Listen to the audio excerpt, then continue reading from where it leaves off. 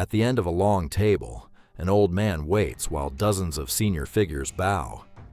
One decision from him can settle a dispute, redirect a fortune, or fracture an alliance.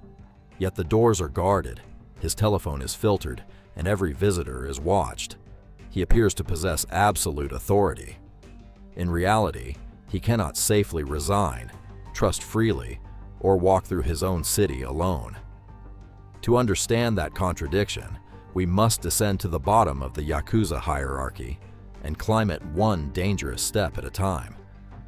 Our guide is Ren Arakawa, a fictional composite created to illustrate documented roles and pressures rather than portray a real individual. His rise is deliberately improbable. Most recruits never approach the leadership, and many leave, are arrested, or remain trapped near the bottom. Titles also differ between syndicates and eras. The Yakuza are not one unified organization, but a shifting collection of groups, federations, and affiliated families. Ren's journey is therefore a map of the system, not a claim that every member follows an identical path. Modern Yakuza organizations inherited traditions associated with earlier gambling circles and groups of itinerant merchants, although their history is often romanticized by the organizations themselves. During Japan's post-war upheaval, some syndicates expanded through black markets, construction, entertainment districts, gambling, and control of informal labor. They presented themselves as disciplined families standing outside conventional society. The language of kinship mattered. A boss could become an oyabun, or parent role, while subordinates became kobun. The children expected to answer loyalty with obedience. At 18, Ren does not enter through a grand ceremony. He begins at the edge, running errands for men who barely acknowledge him. He drives, cleans rooms, delivers sealed envelopes, and waits outside businesses until someone calls. These tasks test availability more than talent. A young associate may be valued precisely because he is replaceable and eager to prove himself. The organization offers companionship and identity, but the bargain is unequal from the beginning. Acceptance depends on surrendering time, judgment, and eventually the ability to say no. Ren learns that hierarchy is expressed through ordinary gestures. Seating positions, forms of address, the depth of a bow, and who pours a drink can reveal status before anyone names a rank. Senior members may expect juniors to manage domestic chores, vehicles, appointments, and late-night emergencies. Mistakes can bring humiliation or punishment. The objective is not simply efficiency. Repetition conditions the newcomer to anticipate authority automatically. What looks like etiquette from outside can become a daily mechanism for separating the person he was from the subordinate he is being trained to become. Formal affiliation may be marked by a sakazuki ceremony, the ritual exchange of sake that symbolizes a parent-child or brother-brother bond. Its precise form varies, and not every contemporary group emphasizes it equally. For Ren, the cup does not grant freedom, it defines obligation. His new family claims priority over his private relationships. The ceremony converts personal loyalty into an organizational chain. Protection and belonging flow downward, at least in theory. Money, service, and obedience flow upward. Breaking that bond can carry consequences far beyond losing a job. Popular culture often treats full-body tattoos and missing fingers as universal Yakuza uniforms. Reality is less tidy. Traditional irezumi can communicate endurance, affiliation, or personal identity, but many members have avoided tattoos, especially as visible markings attract scrutiny. Yubitsume, the cutting of part of a finger as apology, has existed as a disciplinary custom, yet it has never been an automatic response to every mistake and has reportedly become less common. These practices matter, but turning them into exotic symbols can hide the coercion and pain behind them. As a junior member, Ren's value is measured in revenue and reliability. Historically, lower-level members have been associated with illegal gambling, loan sharking, protection schemes, fraud, entertainment businesses, and other illicit markets. Activities differ by group, and legitimate-looking employment may overlap with criminal income. The junior carries the highest street exposure while retaining little strategic control. Police encounters, angry debtors, and rival groups reach him first. Senior figures receive a share of the proceeds, while Ren absorbs much of the immediate risk required to produce it. The most effective coercion does not always require an attack. A reputation for retaliation can make a visit, a business card, or a carefully phrased demand feel threatening. This ambiguity once allowed organized groups to exert pressure, while attempting to keep senior leaders distant from prosecutable acts. Ren discovers that fear can be economically efficient. Violence is costly, visible, and unpredictable, but the expectation of violence may secure compliance in silence. For victims, however, the distinction offers little comfort. A threat can reshape a life even when no weapon appears. By his late 20s, Ren is treated as an aniki, an older brother figure to newer recruits. The promotion brings better clothes, a louder voice, and men assigned to follow his instructions. It also changes the direction of pressure. Orders still descend from above, but failures below now belong to him. He must collect expected payments, control impulsive subordinates, and prevent private quarrels from becoming organizational conflicts. Status does not remove danger. It makes Ren responsible for dangers created by people he cannot fully control. This middle layer exposes the central logic of the hierarchy. A reckless junior may believe that aggression proves courage, while a manager sees only police attention, compensation costs, and possible retaliation. Ren therefore becomes both mentor and enforcer. He teaches manners, settles debts, and warns recruits against unauthorized action. At the same time, he transmits the demands that once crushed him. Abuse reproduces itself through promotion. The former subordinate gains relief, not by ending the system, but by occupying the position from which discipline is imposed. When a subordinate causes a serious breach, traditional expectations may demand money, expulsion, demotion, a formal apology, or a bodily gesture such as yubitsume. The punishment is not merely personal. It communicates submission to offended allies and demonstrates that the responsible superior can govern his men. Ren learns to translate injury into organizational theater, yet no ceremony truly erases the underlying conflict. A severed relationship, a criminal charge, or a traumatized recruit remains after the apology has been accepted. Discipline can preserve hierarchy without repairing harm. Imprisonment creates another test of loyalty. Lower-ranking members have sometimes accepted responsibility or refused cooperation in hopes of protecting superiors and preserving their place after release. But silence offers no guaranteed reward. Leadership can change, income can disappear, and the organization may support a prisoner's family unevenly or not at all. Ren watches one contemporary return after years away to find his former role occupied and his connections weakened. The Brotherhood promises permanence, while the criminal economy continues moving without those who sacrifice themselves for it. In his 30s, Ren supervises several crews and income streams. His work now resembles unstable corporate management: targets, expenses, disputes, personnel, and constant reporting.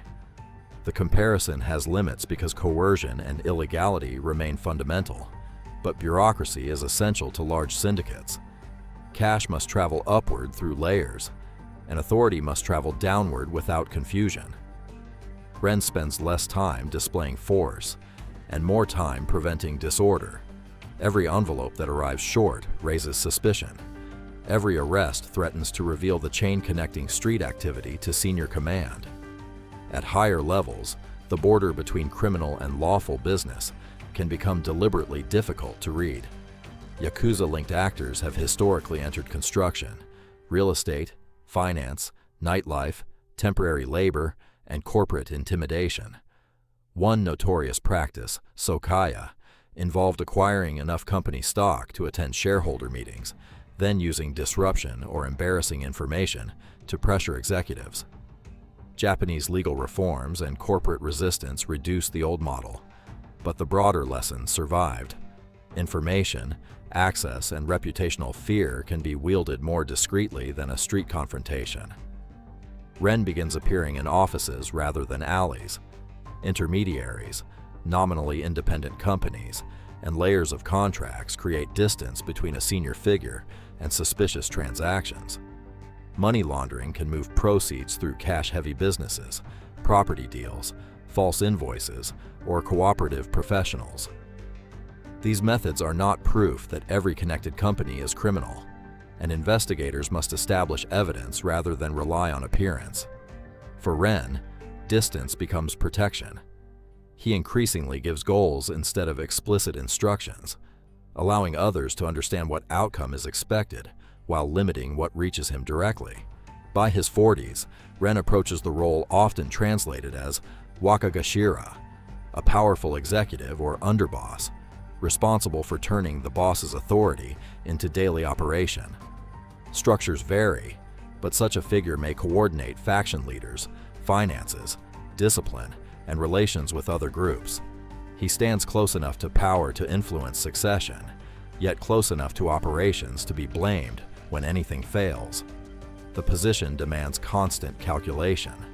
A subordinate's ambition is dangerous, but so is competence strong enough to appear independent of the boss. Relations between organizations require both confrontation and negotiation. Open conflict can bring deaths, arrests, public outrage, and intensified policing, damaging everyone involved. Senior representatives may therefore use intermediaries and formal meetings to establish boundaries or settle grievances. Such diplomacy should not be mistaken for peacekeeping in the public interest. Its purpose is often to protect illicit markets and organizational survival. Ren becomes skilled at speaking indirectly, offering compromises without appearing weak, and issuing warnings without creating a clear record. Language itself becomes part of the security system. The environment around Ren changes dramatically. Japan's 1991 Anti-Boryokudan Act, implemented in 1992, expanded regulation of designated organized crime groups and prohibited specified forms of intimidation. Later, exclusion ordinances adopted across the prefectures increased pressure on businesses and citizens not to provide benefits to Yakuza organizations. Civil lawsuits also made senior leaders more vulnerable to liability for harm associated with subordinates. The hierarchy that once shielded the top could now help connect leadership to consequences. Visible affiliation became an expensive liability. Banks, landlords, insurers, mobile phone providers, and other institutions strengthened screening and anti-Yakuza clauses. These measures restricted criminal organizations, but they also created complicated questions for former members attempting to rejoin ordinary society. Ren sees accounts closed, leases refused, and front companies examined more carefully. Traditional offices remove signs, members avoid conspicuous rituals, intermediaries become more important. The organization does not simply vanish under pressure. It adapts, fragments, and searches for transactions that are harder to associate with a recognized syndicate. This pressure contributes to the rise of looser criminal networks, sometimes described in Japan as hangure, groups or individuals operating outside the established Yakuza structure. They may lack formal offices, family rituals, and easily identifiable leadership. Some cooperate with traditional syndicates, others compete with them. Fraud, cyber-enabled schemes, theft, and illicit recruitment can be organized through temporary connections rather than lifelong membership. Ren's disciplined hierarchy now faces opponents who carry fewer traditions and leave a less obvious organizational trail. Modernization makes crime less ceremonial, not less harmful. In his 50s, Ren becomes a senior advisor. He rarely needs to issue direct threats because access is now his principal resource. He knows business intermediaries, lawyers, local power brokers, and faction leaders whose interests overlap without being identical. Influence at this level is not mystical control over the state. It is a web of favors, introductions, compromised relationships, and strategic silence. Those connections can disappear as soon as exposure becomes costly. Ren's apparent strength therefore rests upon people who may deny knowing him the moment circumstances change. When the boss weakens, succession becomes the most dangerous question in the room. An oyabun or kumicho may hold symbolic and operational authority, but no leader rules alone. Senior executives, affiliated bosses, revenue-producing factions, and external alliances all shape whether a successor can govern. Ren reaches the summit through bargaining rather than a dramatic duel. The victory is quiet because visible conflict would invite intervention. His first lesson as boss is immediate. The title gives him the final voice, but only while enough powerful subordinates continue accepting it. The boss must prevent internal disputes from escalating while preserving an image of certainty. A ruling that favors one faction can drive another toward defection. Hesitation can encourage challengers. Ren receives filtered reports because subordinates fear bringing bad news. Security limits spontaneous movement, and friendships become difficult to distinguish from surveillance. Even family contact creates vulnerability. The summit narrows his world to guarded rooms, controlled vehicles, and conversations in which every pause may be strategic. Authority increases, but ordinary human information becomes less trustworthy. Age does not free Ren from the organization. Retiring leaders can retain influence, but they can also become liabilities, witnesses, or symbols around whom opposition gathers. Meanwhile, younger operators understand encrypted communication, online fraud, and rapidly changing financial tools better than he does. Lawyers and accountants may matter more than the enforcers of his youth. Ren remains revered, partly because his presence stabilizes competing factions. He has become an institution whose personal wishes are secondary to the need others have for his name. Official data have shown a long decline in the number of recognized Yakuza members and associates, especially compared with the large organizations of the 20th century. That decline reflects sustained policing, demographic change, financial restrictions, civil pressure, and reduced attraction among younger recruits. It does not mean organized crime has ended. Some activity shifts toward concealed affiliations, fluid networks, or specialized fraud. The old hierarchy is weaker and more isolated, but criminal opportunity survives by changing form. A disappearing badge can indicate adaptation as easily as surrender. Leaving is therefore essential to breaking the cycle, yet departure can be brutally difficult. Former members may lack legal employment history, housing, bank access, current skills, or relationships beyond the group. Visible tattoos and missing fingers can intensify stigma.